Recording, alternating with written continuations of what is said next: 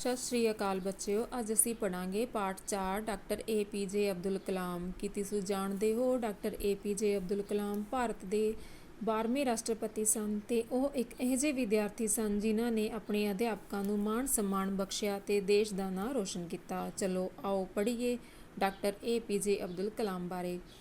ਗਣਿਤ ਅਧਿਆਪਕ ਕਲਾਸ ਵਿੱਚ ਪੜ੍ਹਾ ਰਹੇ ਸਨ। ਇੱਕ ਚੌਥੀ ਜਮਾਤ ਦਾ ਬੱਚਾ ਅਣਜਾਣੇ ਵਿੱਚ ਹੀ ਉਸ ਜਮਾਤ ਵਿੱਚ ਆ ਵੜਿਆ। ਅਧਿਆਪਕ ਨੇ ਉਸ ਬੱਚੇ ਨੂੰ ਡੰਡੇ ਨਾਲ ਮਾਰਿਆ ਤੇ ਕਿਹਾ, ਪੜ੍ਹਨ ਦੇ ਸਮੇਂ ਮਟਰ ਗਸ਼ਤੀ ਕਰਦੇ ਨੇ, ਫਿਰ ਕਹਿੰਦੇ ਹਨ ਕਿ ਨੰਬਰ ਨਹੀਂ ਆਏ। ਬੱਚਾ ਡੰਡੇ ਦੀ ਮਾਰ ਤਾਂ ਭੁੱਲ ਗਿਆ, ਪਰ ਅਧਿਆਪਕ ਦੀ ਕਹੀ ਗੱਲ ਉਸ ਨੂੰ ਚੁੱਭ ਗਈ।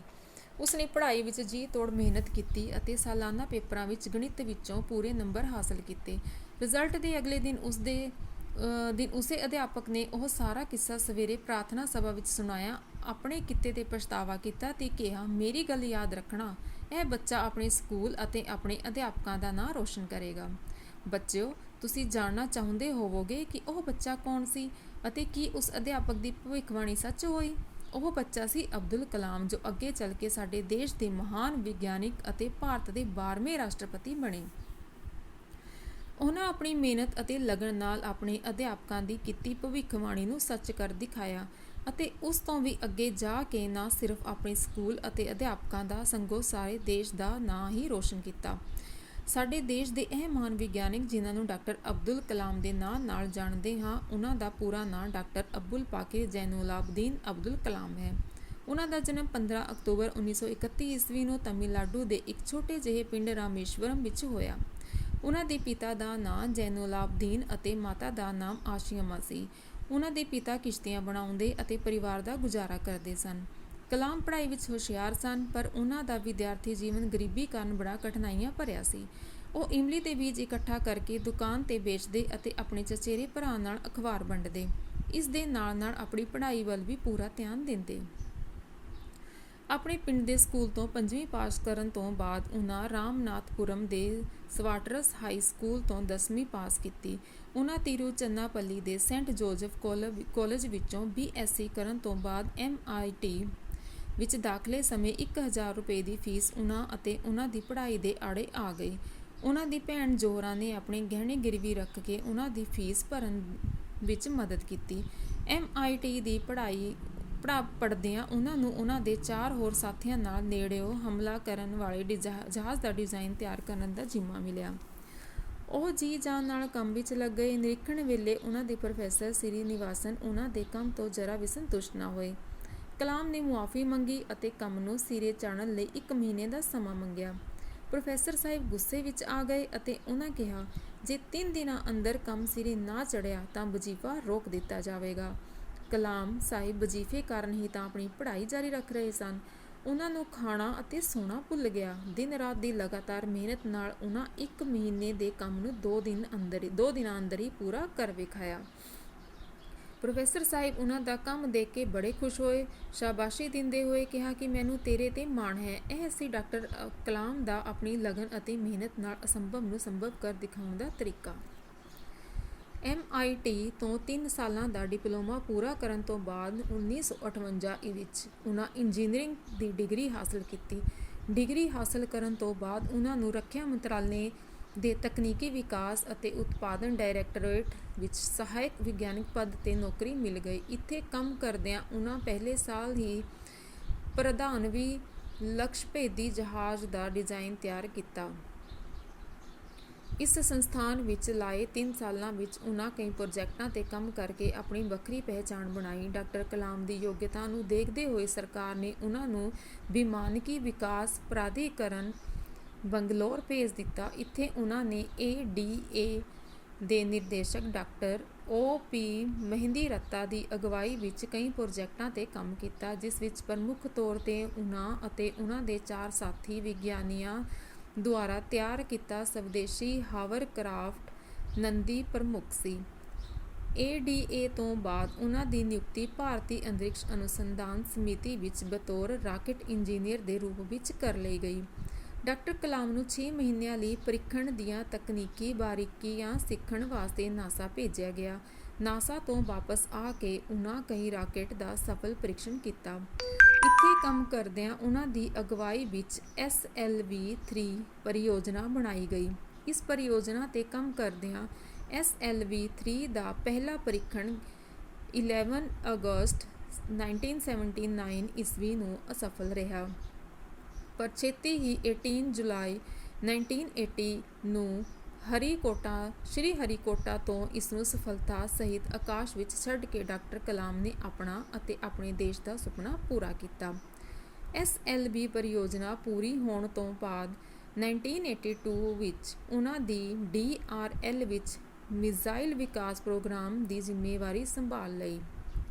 ਜੂਨ 1982 ਨੂੰ ਉਹਨਾਂ ਨੂੰ DRDL ਦਾ ਨਿਰਦੇਸ਼ਕ ਬਣਾਇਆ ਗਿਆ।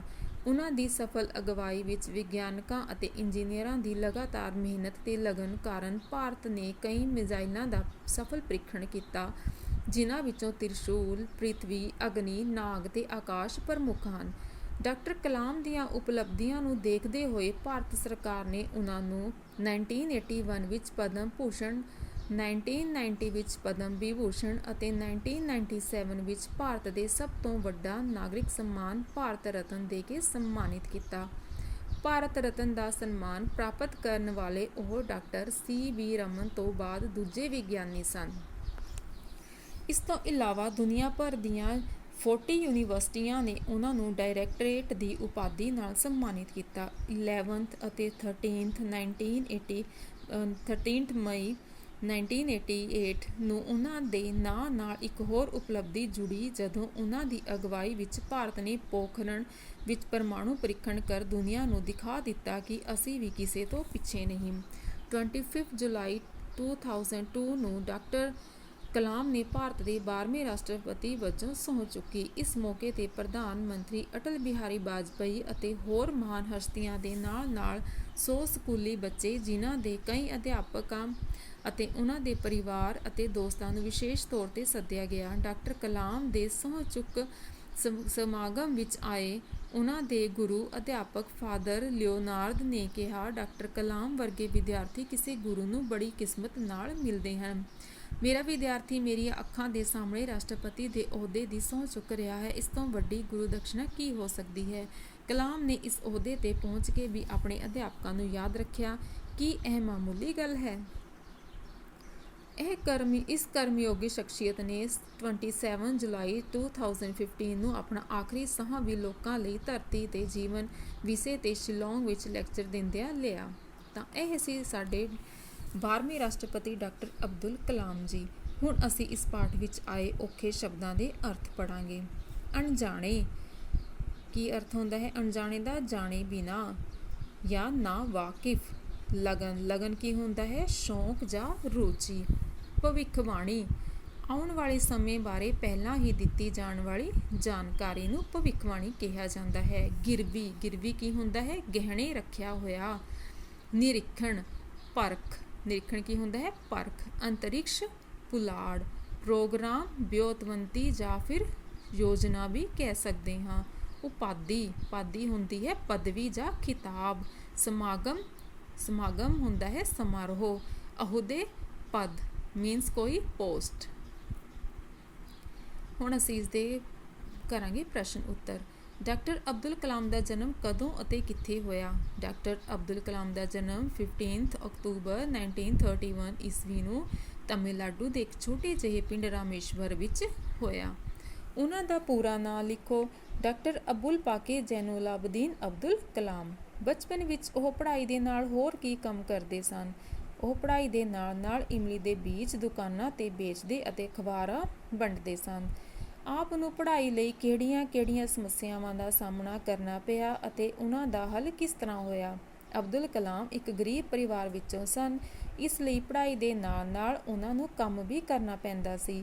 MIT ਵਿੱਚ ਦਾਖਲਾ ਲੈਣ ਲਈ ਉਹਨਾਂ ਕੋਲ ਫੀਸ ਭਰਨ ਲਈ ਰੁਪਏ ਨਹੀਂ ਸਨ, ਪਰ ਉਹਨਾਂ ਦੀ ਭੈਣ ਨੇ ਆਪਣੇ ਗਹਿਣੇ ਗਿਰਵੀ ਰੱਖ ਕੇ ਉਹਨਾਂ ਦੀ ਫੀਸ ਭਰਨ ਵਿੱਚ ਮਦਦ ਕੀਤੀ। ਡਾਕਟਰ ਕਲਾਮ ਨੂੰ ਕਿਹੜੇ ਸਨਮਾਨ ਪ੍ਰਾਪਤ ਹੋਏ? ਡਾਕਟਰ ਕਲਾਮ ਦੀਆਂ ਉਪਾਧੀਆਂ ਨੂੰ ਦੇਖਦੇ ਹੋਏ 1981 ਵਿੱਚ ਪਦਮ ਭੂਸ਼ਣ, 1990 ਵਿੱਚ ਪਦਮ ਵਿਭੂਸ਼ਣ, ਭਾਰਤ ਰਤਨ ਅਤੇ ਦੁਨੀਆ ਦੀਆਂ 40 ਯੂਨੀਵਰਸਿਟੀਆਂ ਤੋਂ ਡਾਕਟਰੇਟ ਦੀ ਉਪਾਧੀ ਨਾਲ ਸਨਮਾਨਿਤ ਕੀਤਾ ਗਿਆ। ਡਾਕਟਰ ਕਲਾਮ ਨੇ ਕਿਹੜੇ ਅਹੁਦਿਆਂ 'ਤੇ ਕੰਮ ਕੀਤਾ? ਡਾਕਟਰ ਕਲਾਮ ਨੇ ਸਹਾਇਕ ਵਿਗਿਆਨਿਕ ਪਦ 'ਤੇ ਕੰਮ ਕੀਤਾ। ਭਾਰਤੀ ਅੰਤਰਿਕਸ਼ ਅਨੁਸੰਧਾਨ ਸਮਿਤੀ ਵਿੱਚ ਬਤੌਰ ਰਾਕਟ ਇੰਜੀਨੀਅਰ ਦੇ ਰੂਪ ਵਿੱਚ ਕਾਰਜ ਕੀਤਾ। 1982 ਈਸਵੀ ਵਿੱਚ RDL ਦਾ ਨਿਰਦੇਸ਼ਕ ਬਣਾਇਆ ਗਿਆ ਅਤੇ 2002 ਈਸਵੀ ਵਿੱਚ ਆਪ ਦੇ ਰਾਸ਼ਟਰਪਤੀ ਵਜੋਂ ਕਾਰਜ ਕੀਤਾ। ਡਾਕਟਰ ਕਲਾਮ ਦੀ ਮੌਤ ਕਦੋਂ ਤੇ ਕਿੱਥੇ ਹੋਈ? ਡਾਕਟਰ ਅਬਦੁਲ ਕਲਾਮ ਦੀ ਮੌਤ 27 ਜੁਲਾਈ 2015 ਨੂੰ ਸ਼ਿਲੋਂਗ ਵਿੱਚ ਇੱਕ ਲੈਕਚਰ ਦਿੰਦਿਆਂ ਹੋਈ। ਤਾਂ ਬੱਚਿਓ, ਇਹ ਸੀ ਤੁਹਾਡਾ ਚੈਪਟਰ 4। ਉਹ ਤੁਸੀਂ ਚੈਪਟਰ ਨੂੰ ਆਪਣੀ ਟੈਕਸਟ ਬੁੱਕ ਵਿੱਚੋਂ ਰੀਡ ਕਰਨਾ ਹੈ। ਇਸ ਦੇ ਔਖੇ ਸ਼ਬਦ ਅਰਥ ਪੜ੍ਹਨੇ ਹਨ ਅਤੇ ਬਾਅਦ 'ਚ ਇਸ ਦੇ ਪ੍ਰਸ਼ਨ ਉੱਤਰ ਪੜ੍ਹਨੇ ਹਨ ਅਤੇ ਯਾਦ ਕਰਨੇ ਹਨ। ਧੰਨਵਾਦ।